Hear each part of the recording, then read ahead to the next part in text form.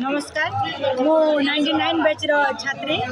आउ निहाती भाव में यहाँ सार मानकर पुरातन छात्र गोष्ठी मानकर गोटे सुवर्ण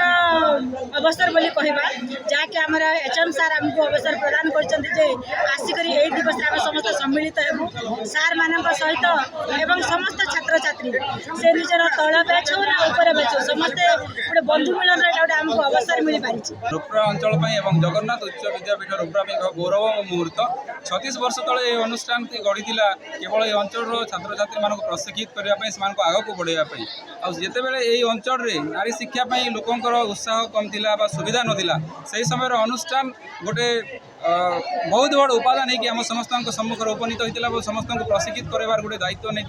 क्रमे आज 36 वर्ष पदार्पण कलापर पुरातन छात्र संघ जगन्नाथ उच्च विद्यापीठ तरफ 2 दिन धरिकी महासमारोह आम रजत जयंती समारोह पालित हुई जहाँ कि आम रूपाचरण 2025 बोली ना देचु ये माटी अतीत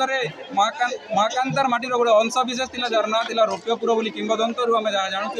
ये रौप्यपुर माटी रूपा झरुला बोलिया रौप्यपुर कहुला से दृष्टि आम कार्यक्रम नाम रूपाचरण बोली देचु जगन्नाथ उच्च विद्यापीठर जो एपर्यंत 2800 जन छात्र छात्री अध्ययन कर सारे प्रत्येक छात्र छात्री निज निज क्षेत्र में निजर पारदर्शिता लाभ कर अनेक छात्र छात्री जातीय और आंतर्जातिक स्तर में प्रतिभा को प्रतिभान्वित कर अवसर में समस्त को साधुवाद जनाऊँ समस्त छात्र छात्री को शुभेच्छा जनाऊँ नमन करुँच मोर गुरु मान जो मान अक्लांत परिश्रम आज जगन्नाथ उच्च विद्यापीठ एक उत्तुंग शिखर को छुईबार प्रयास कर मान्यवर गणशिक्षा मंत्री आज उपस्थित होती कार्यक्रम से समस्त को संबोधित कर आज रूपाचरण जो जगन्नाथ उच्च विद्यापीठ जयंती पालन कर बहुत खुशी लगुच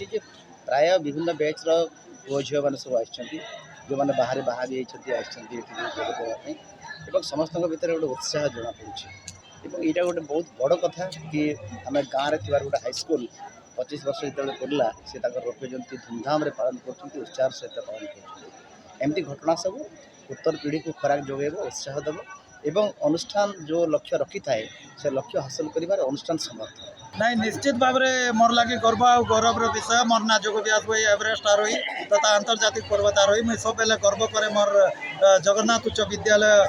रूपरा नरला कलाहांडी लगी आज तार 37तम जययात्रा सफलता सहित मोर विद्यालय शेष करी आज कलाहांडी जिलार नरला बोली गोटे अदूषित अंचल रू जाइकरी आज विश्वर 5टा महादेश उत्तुंगगिरी शिखर उपर सफलतार सहित मुई दंडायमान यहाँ मुई दंडायमान नहीं आज जगन्नाथ उच्च विद्यापीठ विश्वर 5टा महादेश 5टा महादेश उच्चतम गिरी शृंगे सफलतार सहित दंडायमान नीचे आमर समस्त पुरातन छात्र छात्री तथा आमर जहाँ भी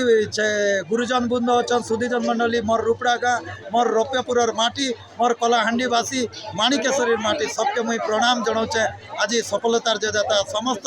आज मुई जदि उत्तुंग शिखर में अच्छे बोले मोर सहित सांबादिक बंधुगण भी मोर सागे अच्छा निश्चित भाव में आगामी दिन में जगन्नाथ उच्च विद्यापीठ विश्व स्तर में रौप्यपुर कथा कहवा।